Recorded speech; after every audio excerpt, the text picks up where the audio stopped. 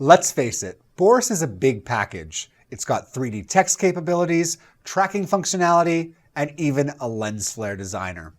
Let's see what we have access to under it. So I'm here in my chapter 6.2 composition, and we've done a search for BCC Lens Flare 3D. We want to keep in mind that this particular effect comes part of the bigger Boris Continuum Complete package. So not only are you getting lens flare, you're getting particle systems, you're getting chances to work with 3D text and build your own 3D text, and you're getting a ton of effects at your fingertips. So it's part of a big package, not just lens flares. I want to apply that to the clip, and its controls show up here in Effect Controls. If I look at the top, one of my favorite things about this is the effects browser. And immediately, once I click on it, you can see that we have a ton of presets here to choose from to get us starting with designing a lens flare for our particular productions. So I can go through this and easily select the preset and use my arrow keys to go through them. And once I find one that I like, so I'm kind of digging the bright pop, I can take that and simply apply it to the clip. Once that's applied, you can see as long as my lens flare is selected, I've got some on-screen controls, and I can move its position, say, to this window over here. I want to just temporarily set that up and position it.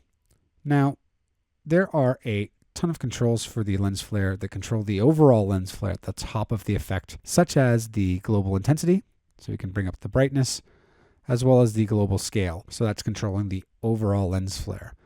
Once you start to work your way down a bit, once you see the flare and looking at all of these other elements, anything that's checked are what basically makes up your lens flare. So this preset that I selected contains rays, it contains polygons, it contains a disk, and you can basically trigger these off and on to see what those elements are, as well as you can actually activate other elements such as glows on. You'll see once I clicked this off and on, you can see what those are. And just underneath that glows on are the glows controls for that element, such as the color. And I could take an eyedropper and maybe sample a bit of white from the window, and that would then be applied to the glows that you see here. And you can play with all of these values to customize your lens flare. Now, unlike other lens flare plugins, one thing I do think it's missing is a kind of a lens flare visual designer where you could see these elements, but there's still a lot of things that Boris has in their lens flare designer that others don't. One thing that I like if you work your way all the way down to the bottom of this effect is something called Beat Reactor. And Beat Reactor allows you to bring in an external music file, and you could basically take some parameters of your lens flare effect, such as flicker speed, and have the flicker respond to, let's say, a piece of music for a music video, which this would be perfect for. Another of my favorites is just Boris's integration with Mocha tracking technology. So let's take a look at that. Let's get our lens flare. You can see there's a little bit of movement in this shot. And rather than use a point-based or camera-based tracker in After Effects, we're just going to use Mocha's planar-based tracking to get a good track of this window and attach the lens flare there. There are a few ways to do this, but how we're going to do this is, first of all, I'm going to go up to the top of the effect, the lens flare 3D, and just turn it off temporarily. And in my effects and presets, there is one effect here called BCC Pixel Chooser. And here in this effect, if we apply it to the clip, under it, although this clip is going black and white, that's just temporary. But if we click on the Launch Mocha button, this is just a great way for us to get into Mocha quickly. You can see here that our clip has been brought over. I can move my playhead throughout just to get a sense for the scene. I'm going to actually create an X-spline right here on the first frame of this clip. So I'll grab the X-spline tool and start to track the texture of the window. I'll then just select all the points by hitting Command A and just dragging to sharpen them rather than to have them smooth. So I've got the majority of my window up here. I'm just going to be able to see all the controls by just clicking on this button here at the top. And I'm going to click on the play button to track forward in the track forward section just to see it track this window throughout the scene. Great, so we can see that successfully tracked the window. I'm just going to click this little button right here. It's a little S in the middle with some crosshairs.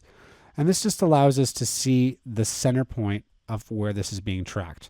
And if you were tracking this to, let's say, a corner pin, you could align to the plane of the window that you just tracked so that whatever object that was there would be stuck to it accordingly. So once we have just been able to see this and visualize where that lens flare is going to go, remember this crosshair here in the middle, we can then just export this tracking data. So I'm going to click the Export Tracking Data button, And I want to make sure that Boris Effects BCC center point is chosen. So we want center point, not corner pin. In this case, we're going to save this tracking data. And on my desktop, I'm just going to create a new folder called Mocha Export. I'll create it and call it Lens Flare Track Data. Save. And right now, we could just simply save and exit out of Mocha BCC. We're going to see something funky occur here in our pixel chooser. Really what it's done is it's just chosen that area that we tracked inside of Mocha, but we really don't need this anymore. So you can just take pixel chooser and hit delete to remove it from the clip. Let's turn on our BCC Lens Flare 3D again and hit the disclosure triangle to reveal its effects properties. And we're going to go scroll all the way down a bit until we start to see motion tracker. That's just above enable beat reactor. I'll hit the disclosure triangle next to it, and we're going to choose to use external data. And then we've got to decide what that external data is. So let's load it here and go back to our desktop into that Mocha export folder and find that lens flare track data and choose open.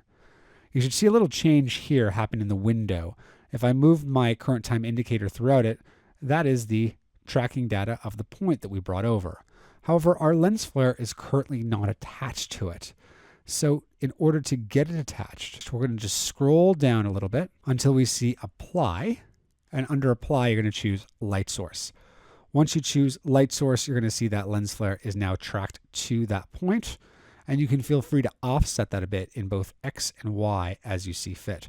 So I kind of like it up here actually at the top of the window. So with stuff like this, when a lens flare hits, let's say the edge of the frame, or actually even the center of the frame, we can do certain things to kind of trigger it to be even more bright. So let me just close out the motion tracker, and I'm going to scroll up until I see flare trigger. And under flare trigger, there we got these controls to trigger this on the edge. And the minute I click this, you'll see the lens flare got a little bit brighter, and as it remains on the edge there, it triggers a little bit more of a bright spot.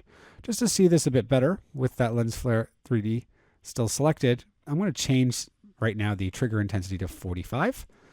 And you can see now, if I move my current time indicator throughout, as this moves a little bit further and we'll basically see more of the window, the flare gets actually brighter and triggered by that window. Let me just hit the spacebar so you can see that. So you can see that we can actually make some pretty cool effects with our lens flare. We can do other things like have obscuration layers. I'm actually going to bring down this trigger intensity. That's a little bit too bright, but just perfect for demonstration purposes. So I brought it down to 35. Whatever the case, Boris Continuum Complete offers a wide variety of control and presets for lens flare design.